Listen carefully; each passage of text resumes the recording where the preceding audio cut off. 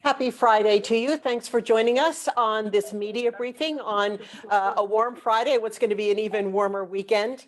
We're going to get started with our public health COVID update first. We were hoping to bring you some information on the local assistance center. We'll have to do that in a press release, which we sent out just prior. And then if you have any other questions, you can give me a call after the briefing. But we're going to start with Christine. I'm sorry, May, this is Tracy. I'm here just in case. Oh. I'm going to try to stay on the line as long as possible. I'm out that would be great. Thanks. I wasn't sure if you were going to make it with internet. If you have a few minutes to talk at the local assistance center. Yes, I do. Go ahead. Go now or wait? Yeah. Okay. Yeah. Oh, no, go now. Glad to have you. Sure. As hopefully you all know, the local assistance center through Monterey County Office of Emergency Services has been open since last Sunday. We have almost 20 agencies represented from federal, state, county agencies, plus nonprofits there providing assistance to all the victims of the fires. And we're experiencing between 20 and 25 people a day or families a day coming in. And starting the application process with FEMA and with Cal OES and starting that process. So it's a pretty important aspect of this recovery. Because of the numbers, we decided to keep it open for another week. So it's going to go through next Saturday. We were set to close this Saturday, but it's going to go through next Saturday. We're going to be open 10 a.m. to 6 p.m. And we're anybody who's suffered any sort of fire-related loss, whether they were in an evacuation area and have expenses for evacuating, or they have smoke damage, or if in fact they suffered a physical loss with a house being burned down or damaged, to submit the application as soon as possible, and you can come in and start that process at the local assistance center. We're also got Salvation Army and Red Cross there, so they're helping with some small financial assistance, especially for people who've been burned out and need help. Plus, we're also applying to assistance sheltering at Silomar, which is still happening. So those who have lost a home and need to be placed, or their residents are too damaged by smoke, we still have some availability out of Silomar through the state. And you can come in and we can start that process. Great, thank you. I hope I continued coverage from where I'm at. I hope that was okay. Oh, that was great. Thank you. And I didn't have a chance to introduce you. The speaker was Tracy Molfino. He is our deputy director of our EOC that has been working on the fires and COVID too, I think, Tracy? Yeah. Yep. Oh. And I can get you spelling on that for people who might need to identify him. Thanks very much, Tracy, and I hope your speaker can stay connected with you for questions after all of our speakers. Now we're going to turn to our COVID update with Christy Michi from Public Health. Always a pleasure to have you. Hi, Christy. Hi, thank you for having me back today. So I want to just give a brief overview. We, as of today, have had 8,326 cases of COVID-19 among Monterey County residents. That includes 501 hospitalizations and 58 fatalities. And I know everybody is, the hot topic is the new metrics that the state is using for their blueprint to a safer economy. So I wanted to just recap where we stand with those as well today. We've had 2 assessment periods so far. The first one was the week ending, August 11th, and the second was the week ending August 18th.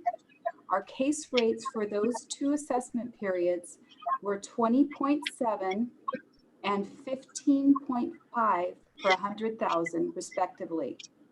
Our testing positivity rates were 12.5% and 10.9%. All 4 data points were within the Tier 2 or purple category. Our next assessment by CDPH will be on Monday, September 7th, being announced on Tuesday, September 8th. At least that's what's been planned so far. These new data points will be based on the data week of August 23rd through August 29th. Just as a reminder, to move from Tier 1 into Tier 2, or the red tier, our daily new case rate will need to be at or below 7 cases per 100,000 population and our testing rate will need to be at or below 8% for 3 consecutive weeks. And just please know that these metrics that the state has assessed are different than the ones that are on our public health website. They won't match up if you try to match them up, and that's because they're looking at different pieces of data and assessed over different times. So if you want to follow the CDPH metrics, the best place to do that is on CDPH's website for the Blueprint to a Safer Economy. If you scroll down to the bottom of their website, and I'll give you that website in just a moment, you'll see a color-coded map at the bottom. If you hover over Monterey County, the data elements, the last 3 data elements, we've only had 2 so far, so only 2 show up. The last 3 data time frame will show up, and it'll be color-coded by the code, the color, the tier that those data points fall into, so you can kind of watch our progress over time. And that website is covid19.ca.gov/safer-economy. And I'll type that into the chat box in just a minute. What I do also want to mention is that our local data do show a slight decrease in case rates for the CDC weeks 32, 33, and 34. And those correspond to the weeks of August 9th through August 22nd. We are still receiving data for the most recent weeks, but the preliminary data shows that our case rates are leveling off. I do want to emphasize that it's very important that we all continue to practice social distancing, wear face coverings, and most importantly, if you are sick or have been exposed to somebody with COVID-19, please stay home. We want to continue to try to slow the spread of COVID-19 within our jurisdiction. You know, our rates are still quite high, so now is not the time to relax those good public health practices. It's a time to continue those so we can get our economy moving back and our communities healthy again. And that's all I have to share for now. Thank you very much, Christy. And if I could ask people who are not speaking to mute at their end, that would help us hear everyone a little bit better because we're hearing a lot of ambient noise. We're now going on to our topic of the Farm Worker Safety Hotline, and we're happy to have Supervisor Luis Alejo joining us from District 1 to talk about this project of which was your brainchild. Good afternoon, Supervisor. Good afternoon. Thank you. I really want to take an opportunity to really express how pleased I've been over the last several weeks, months, actually, in March, that our local agricultural community has really stepped up. Not only our healthcare workers, not only our Ag Commissioner's Office, Supervisor Lopez, but a lot of partners that have made Monterey County take a different approach when it comes to the concerns of farm workers that no other counties have done so far. In fact, a lot of our model effort and collaboration have led to a lot of first of its kind efforts in the country. And most recently, this hotline that was created by our Ag Commissioner's Office. The intent was because since late March and early April, some of us individually or through the Ag Commissioner's Office, either by phone or by social media, have been contacted by workers themselves or family members calling on behalf of their parents, concerned about certain issues out in the workplace. And so luckily, with our collaboration that we've had here for the last several months, we've been able to call those employers, address the problems, and fix them. And in the end, that has been a great thing for the workers. We're able to prevent issues and fix issues by getting that kind of notice and then working with the companies to correct them. Most recently, during the fires, when we were issuing N95 masks at a record pace, there were some sites that contacted us wanting to get those masks to those workers, and we certainly reached out to those companies and they got delivered. But it prompted the idea of just having a centralized hotline completely dedicated to farm workers or their family members, so they could confidentially call and alert us of what's going on, so that then we could fix them. So we just thought, rather than being contacted by different numbers or through social media, which the public is still invited to do, the idea just have one central number that our Ag Commissioner could get notice of those issues, and then we as a team could continue to work on trying to solve those problems for our workers. I think it's a great thing. It just makes it more easy and accessible, and he's a bilingual person. So I really want to commend Henry Gonzalez for following through and setting this up. From what I hear from my other colleagues throughout the California, Monterey, the county is the first to set up this type of a hotline specifically for farm workers during this pandemic. And so it's another example of leadership out of Monterey County, and to our county staff who are willing to do this little extra to in the effort to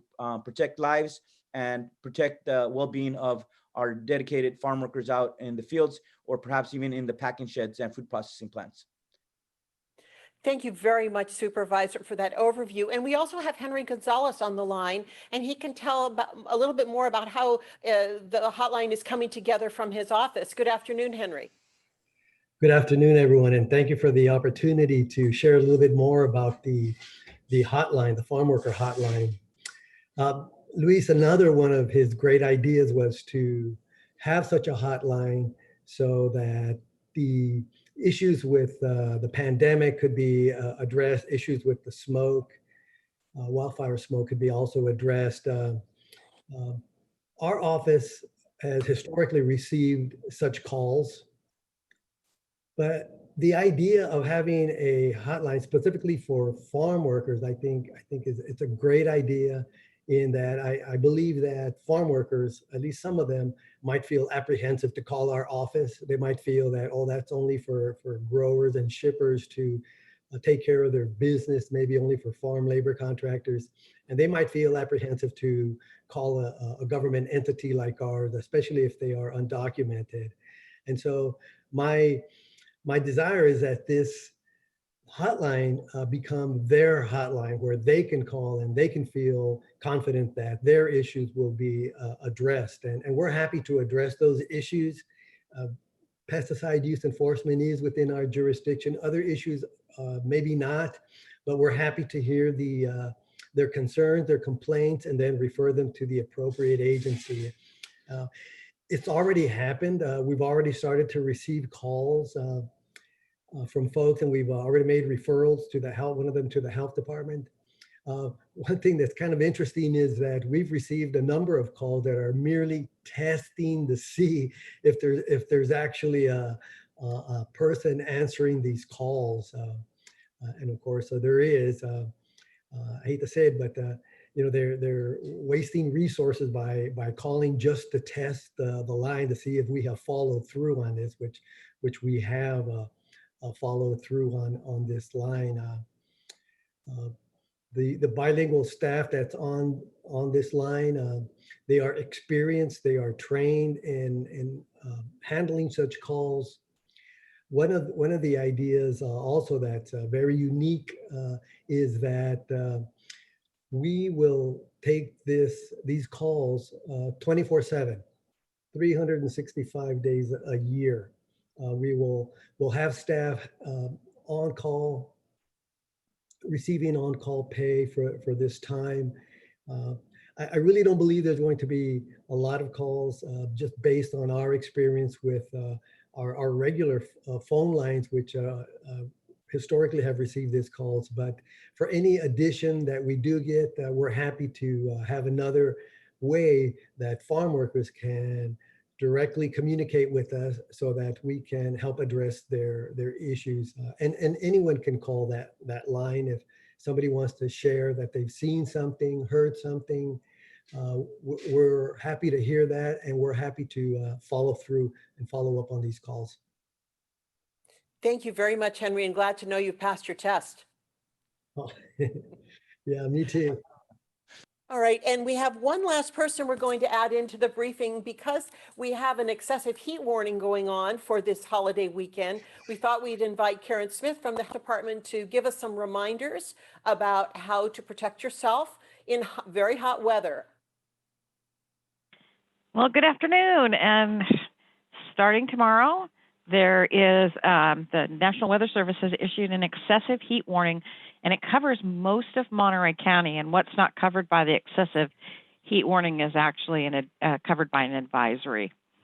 So this starts tomorrow at about 11 a.m. and they have it pushed through till Monday at 9 p.m. We're going to be looking for some pretty high temperatures. So We need to be careful and drink a lot of water. Drink all the water you can. And alcohol and coffee do not count towards your water. It's much better for you not to do that. It's a good reminder to check the back seat when you lock the car. We are very distracted these days due to COVID, the fires, and everything else that's going on. So just checking around. Don't leave kids or pets in the car at all for any reason. And watch, check on your neighbors. So let's say you have an elderly neighbor or someone you're concerned about, check on them. Make sure that they're doing okay and they're getting enough water and they're doing fine. And, it's always good to be neighborly. Don't forget your mask. If you have to be out, please try and avoid the main part of the day so that 11 to about 3 or 4 in the afternoon. It's typically when it's warmest. So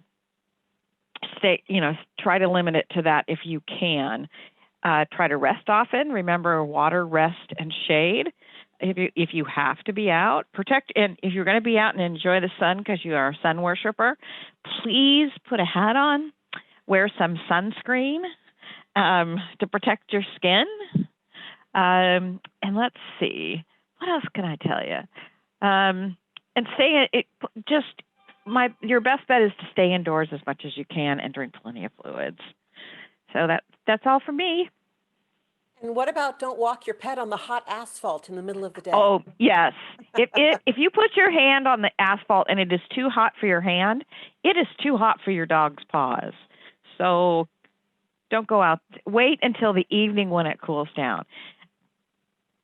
All right. Thanks very much. You'll feel better about it. And so will the dog. Thank you, Karen. Yes. So we've got just a couple questions in the chat for our presenters. Our first question is for Christy. Are there concerns over the increase in Salinas Valley prison cases at this time? There appears to have been a spike in the last couple of days. How is the county working with CDCR to address this? Well, I think Dr. Moreno and I have both stated since the beginning of this pandemic that one of our highest priorities have been skilled nursing facilities and other congregate living facilities like jails and state prisons. What we know from respiratory viruses, other respiratory viruses, is that they tend to spread very quickly and very efficiently through people living in close quarters. We also know that inmates can have significant health issues or depressed immune systems from living in close quarters. So of course we are concerned about those living situations. One of the benefits that we have had here in public health is a really strong system in place already to work with these facilities. So we have had years of experience working with our prisons, our skilled nursing facilities, and other congregate living facilities on respiratory outbreaks. Every year we have flu season and we see respiratory outbreaks in those settings. We have norovirus and other communicable diseases that spread. So we have established lines of communication already that we can rely on during pandemics. So getting more specifically to your point, we are working very closely with our prisons, both prisons and our jail, to help support them with infection control measures, monitor what's happening within their facilities, and provide any kind of technical guidance that we can to help them limit the spread among their inmate and staff populations. Thank you, Christy. I have a question here about cooling centers, and I am not aware of any cooling centers. And I think, Karen, I asked you as well, and you weren't aware. However, if you are in an area where it is expected to be extremely hot, you might want to check with your individual city to see where they might be setting up a cooling center if they feel it's important. Karen, is there anything else I should add for that? No, I have not. I've not had anything reported to me. Just keep an eye out, because if we do open, I suspect last time OES did do some outreach via Nixle and Alert Monterey to let people know where the cooling centers are. So just keep an eye out. We'll announce it as much as we can when we find out about them. All right, thank you. That's all the questions that I have in chat. Are there any questions that anyone on the line would like to ask? Hearing silence, I take that as a no. So that wraps up our media briefing for today. Have a wonderful weekend and try to stay cool. Thank you, Maya.